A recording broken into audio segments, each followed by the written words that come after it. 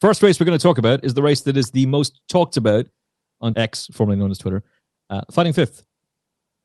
Is Constitution Hill actually going to run? Well, he's over the first hurdle in that he's been declared. Is the race meeting going to go ahead? Might be another conversation as well. Look, he is the superstar, and he's going to take up a massive chunk of this market, rightly so. 9-2-1. He's unbeaten at Sandown. So is Love Envoi. Second in the Mayor's Hurdle, 7-1 shot for Johnny Burke and Harry Fry, making your seasonal debut. You Wear It Well, the Jack de Bromhead Mayor's Novice Hurdle winner, has already had a run. She was a good winner of that. Gavin Sheehan, hero of last weekend in the Hennessy. For Jamie Snowden, a 14-1 shot. The old boy Shishkin, James Bowen on board, good friend of the show, 16-1. Goshen, if he causes the upset here, George Gorman will never shut up about this if Goshen manages to go and win. So that'll be a fun show on Monday if he does. And good old Not So Sleepy for Sean Bone and Hughie Morrison. What do you want to see from Constitution Hill on Saturday? Oh, I just think, I mean, I think he'll win. I mean, I don't know what I want to see from him. I think the ground is going to be atrocious if it goes ahead at all. I think that the forecasts tonight and then again tomorrow night for Sandown is horrendous. So it's going to be very, very hard work. I think there's nothing in the race, barring incidents, that'll touch him really. I mean, Love Envoi will love the ground, won't she? It's her first run of the year, and she'll, I'm sure, improve a little bit for it. But Harry will have her ready. But can she get close to him? No. Shishkin, with him, we just want to see him jump off, and I'm sure it's just a case of getting him a race course run into him before he has targets later in the season. But no, I just think it'll Nico will keep it pretty simple and bounce out handy away and just get him into a rhythm and jumping. And yeah, I think it's a one horse race. It does appear that way, to be fair. And for those who did take the twos on about him, well, you're kind of halfway there. We will see if he's going to be able to get the job done. In terms of Shishkin, you made a great point to me before this. Why not run him in the Tingle Creek? And I was saying to George and to Katie on Monday, I have a feeling Shishkin's going to pull off an upset in this. It never dawned on me about him going for the Tingle Creek. Cheek pieces are left off, back over hurdles, James Bowen on board, a terrific jockey. What do you want to see from him? Well, I don't think he can cause an upset, really. I think that'd be a huge surprise to me. But I was thinking this morning, and then I said it to you, and I kind of thought, why is he going back over hurdles? Why not the Tingle Creek? It's sort of, I think, look, he's not a 2 miler anymore, but he was. I think if he's over 2 mile, he'd a better chance of beating Edward Stone and John Bond than he does Constitution Hill. So, why wouldn't you have gone for the Tingle Creek? I thought that this morning, and I said it to you, and you sort of half seem to agree with me. What do you want to see from him? I think you just want to see him jump off and travel away around and finish his race off nicely, and then look to where you're going after that with him. But I don't expect to see anything spectacular from him. He probably jumped his fences better than he jumped his hurdles, so he's probably going to jump his hurdles maybe a little bit slow on Saturday, which again is another disadvantage in a grade one over hurdles. You know, once he's made that mistake, once he's played up at the start in the manner and in the way that he did, and maybe the blinkers just spectacularly backfired. But how much of a worry is it that he'll do it again with a view to him lining up in the King George? Well, the worry is always going to be there, but he was just messing up at the start a little bit the last day. And there's a really interesting thing, which I don't know if I didn't personally see anybody talking about it, but I think it was 2 days before Ascot. Although I'm retired, I still get the odd email from the BHA to suggest any rule changes or anything like that. And there was a change to the rules where the starters are now not allowed to have a hunting crop at the start. Not that they ever use it for contact, but a crack of a whip behind a horse just often gets them going. And within 48 hours of that rule stopped, Shishkin whips around the start and doesn't go. And just wondered, really found that interesting. And I thought, I wonder if that hunting crop had been there, might he have jumped off? So it wouldn't be going near Shishkin. It's more about they smack it on the ground to make the noise. Is that it? Well, it's a hunting crop, so it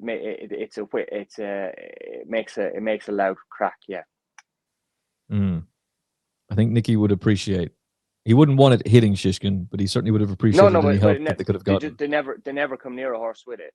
But yeah, it can definitely help. And when he was acting up a little bit, just backing off before they even lined up, I'm pretty sure 40 hours beforehand there'd have been a crack at that whip as the tapes went back.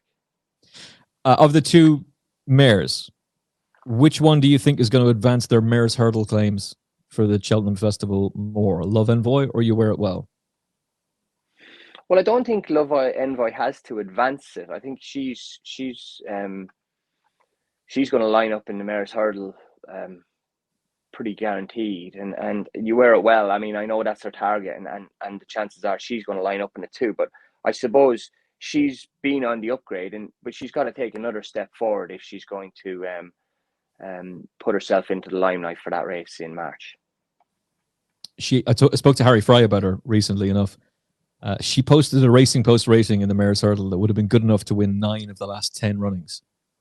She just happens to bump in to the mighty Honeysuckle on that day. And by the way, if she had won, they probably would have had to have been escorted out of the place with security, because the emotions that were running high after Honeysuckle won, it was an incredible occasion. And if she had burst that bubble, that would not have gone down well. But she's going in very much underrated into the mares hurdle this season. And initially, I was very much of the view that Love Envoi is just the one to be with. She sets the standard. Everyone has to get to her. The more I look at You Wear It Well, the more I'm starting to think this is the horse. Her or Ashrow Diamond are the two that really we should be looking at a bit more. As much as I really like Lossiemouth, You Wear It Well can improve an awful lot. Yeah, I think Saturday will tell us a lot about that. I personally, if I had to nail my colours to the club now, I'd be with Love Envoi. I think if you were to ask me now which one I'd want to ride come March, it'd be Love Envoi. But we'll find out a lot more about where they are, and then obviously Ashrow Diamond and Lossiemouth. We won't see. They won't meet till March. Love Envoi or Wear It Well won't meet them till March, so we won't know really. Won't have anything to go on between them, but we will know more about where You Wear It Well and Love Envoi after Saturday, won't we? Yeah, very much so. Straight forecast. Who finishes second to Constitution Hill? Or can anyone cause a major upset? Oh, wow. That's a shout. I think Love Envoi. Love Envoi for the exacta. I think Love Envoi will absolutely love the ground, yeah. And she loves the track. She absolutely loves Sandown as well. Yeah. Look, I probably require medical attention. The men in white coats are probably going to come bursting through the door here any second and cart me off and just sedate me for a few weeks. I have a sneaky feeling Shishkin's going to run a major race here. And what I'm hoping James Bowen does is just bowl along in front. Soft ground, like the turf track's going. I know. Now that we're doing video, I can even see you just laughing away and trying to compose yourself. He won't bowl along in front because he'll have to jump off, and he won't be trying to jump off from the front. That's a good point. That's a very, very good point. And that would actually change how this race is going to play out in terms of the dynamics of it. The going from turf tracks is currently soft to heavy on the hurdle course. Chase course is soft, good to soft in places. This is the best horse Constitution Hill has faced so far. And he's not getting any younger. But if you were to just go on speed figures, although they are being compiled in very different races, his would be clear of Constitution Hill. So I think James will get a nice little rhythm out of him and be a good second. And maybe, if Constitution Hill isn't feeling it for some bizarre reason, maybe the old boy can cause a bit of an upset. But I like him an awful lot. Look, it's more than likely he's just going to be out there, get a nice little spin, and get him ready for the King George. Finally, in terms of the King George, that's a wide open market now, given what's gone on with Brave Man's Game. And I have no doubt he'll be cherry ripe on the day, but I have a slight doubt that Brave Man's Game is still the same horse he was last year. What do you think of Shishkin's King George prospects?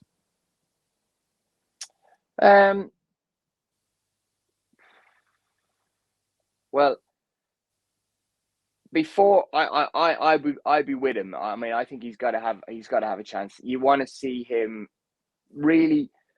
I think he'll jump off and say it, but you kind of want to see him down to start on Saturday, really not walking around thinking about it, because he obviously had his issues. He's bounced back from them, and then obviously what happened at Ascot was I mean, I don't think anybody saw that coming, but No. Is he thinking about something would be the only thing. I think on Saturday, jumps off, goes round, doesn't matter where he finishes, and then I'd be keen for him to run a huge race in the King George. It's funny. I can make a case for him beating Constitution Hill. I can make no case for him winning the King George. Can't see it. Oh, right. Now, if he bounces out in this race, if he does run a nice race, then I'd be very much back on track with him. He's just going to be a really short price for the King George, and you're getting 16 to 1 about him now. Shishkin should never be 16 to 1. It's a rare thing to be able to back a horse of his ability at that price. And that's the only thing that attracts me to this. Yeah, that's an insult, really, isn't it, to have him at 16 to 1 tomorrow? It is. Or Saturday, sorry. Yeah, it is.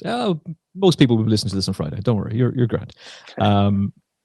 It's too big a price. But even against Brave Man's Game, even though I'm concerned about how he's moving, and hopefully we'll get your thoughts about him on another show. I mean, if Jerry Kalam comes over, it's going to be a much trickier race. But that is a wide open contest. Very briefly, are we going to see Constitution Hill 2.0? Oh, we do love to hype these horses up. Willmount, 11:35, the Betfair Claremont Novices Hurdle. It's a listed race. Won 5 times in the last 10 years by Nicky Henderson, including with Constitution Hill when this was just a regular hurdle race before his victory resulted in it being upgraded to a listed. I don't really see any credible threat to him in the betting market. Ollie Murphy and Sean Bones. Booster Bob is a 3-to-1 shot. Nice horse. Don't think he can beat Willmount. What's your take on the race? Well, I agree with you, really, and it's a shame. There's 4 lining up, and he doesn't really have anything to take him on. He was obviously a dual bumper winner, point winner, dual bumper winner, and then looked really impressive in Newbury last day. 13-length winner on the bridle, wasn't he? So, you just asked me before we started the podcast about our novices not really having anything to take them on, and then they get to Cheltenham, and it's a whole new step for them, and this is a one such point, isn't it? Really. Yeah, we're going to talk about a novice hurdle in Ireland a little bit later on in the show. There's a couple of novice hurdles to talk about, but those races have real depth to them. We'd like to think that those horses that we're going to talk about a little bit later on could someday be Grade 1 horses. They're probably not going to be, but we don't like to admit that when they're novices. But those horses are big guns that are taking each other on very early. You've got multiple runners from Willie's Yard, multiple runners from Gordon's Yard, all taking one another on. That's not happening in the UK. And I think even the Jericho de Rapinay, who won the other day, I have no idea what he beat. No one does. I thought George's point about the fact that Paul Nicholls' horse tried to run out twice and isn't beaten that far back and forth, that would be a major concern about the strength of that form. And I haven't heard anybody else make that point. I thought it was an excellent point from George. Yeah, it was, yeah. Meanwhile, in Ireland, a day later, Firefox beats Ballyburn. They could easily be 1-2 in the Ballymore or the Supreme, depending on which race the connections want to go for. They're definitely going for a Grade 1 next. Jericho is going to line up in the nice novice hurdle on Boxing Day. St. Stephen's Day, it's like the first novice hurdle on the day. It's a race that Nicky Henderson's got a very good record in. Again, that won't be Grade 1 class. And even the Grade 1 label, that doesn't mean a whole lot at this stage of the season. I'd say Firefox and Ballyburn would have been probably 1-2 in the Royal Bond had they lined up in that race. The Irish horses, first of all, I think we have a better quality of horse. But secondly, they're actually gaining experience of taking on really high-class rivals. They're learning a lot in their races in England, and Nicky Henderson will forget more about training than I'll ever know. I keep saying that phrase. Nicky has an incredible record in the Supreme, and particularly with that kind of racehorse, speedy, 2-mile national hunt bred type, an endless amount of them that he turned into superstars. A few of them end up getting beaten in the Supreme. Gordon and Willie's and Henry's horses, they'll just be that little bit more streetwise, I think, and might have a class edge. over a horse like him, who could be an absolute superstar. He could be the next John Bon, but John Bon was beaten in the Supreme, and so was Bouvier.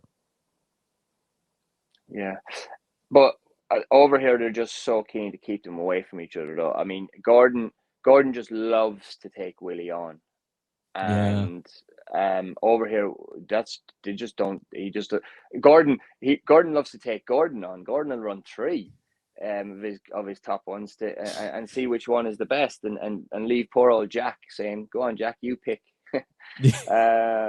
But he loves to take Willie on also, and he's not afraid to take Henry on. And whereas over here, they'll really be just trying to stay away from each other, give their horse the easiest opportunity, and then we'll meet you in March. But when March comes, the Irish horses, like you say, are probably can be a bit more streetwise and a bit more battle hardened. Sam discloses all. That horse might turn out to be an absolute superstar. I suspect there's a good few superstars in Ireland. Yeah, probably even some that we haven't even seen yet.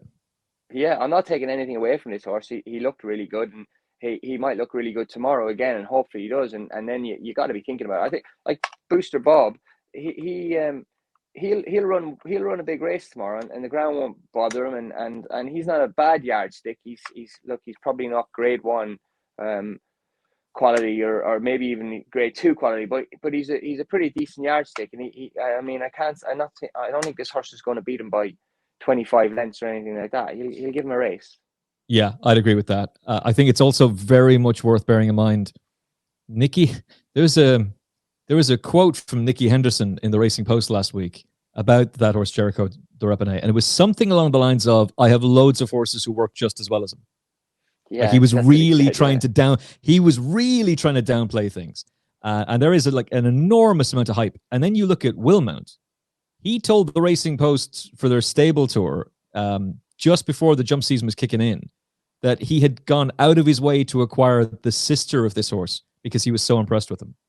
Now that's hype, and yet this fella's a double-figure price for the Supreme. And Jericho de Repenay he was initially cut to 4s, then pushed out to 5s, and quietly edged back out to 8-1 because nobody was backing a horse at 4-1 at this time of the year for the Supreme Novice Hurdle. I think he'll have a second. He touched 2s, didn't he? Yes, I still can't confirm this, and I did have an odds compiler get in touch with me saying, "What the hell is he talking about? Who was that? And can you tell me who the firm was?" I don't know, but I don't doubt George. And given the way the betting industry has gone, who the hell knows what's going on? Let's talk about.